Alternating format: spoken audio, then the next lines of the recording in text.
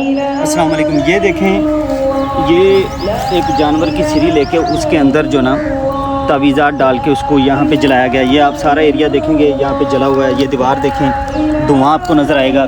फिर उसके साथ एक ये पूरा शापर पड़ा हुआ है, इसके अंदर मुख्तलिफ़ किस्म की दालें और इस तरह की चीज़ें डाल के लोग जो ना फेंकते हैं। ये देखें, तो ये कुफर है, इससे बचना चाहिए। ये देखें, ये इस तरह के दाने हैं, ठीक है। इसके अंदर तावीज़ भी है। ये देखें, ये कब्रिस्तानों के अंदर हो रहा है।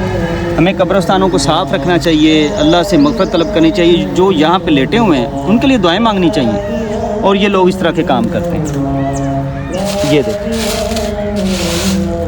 ये इसके अंदर, ये देखें।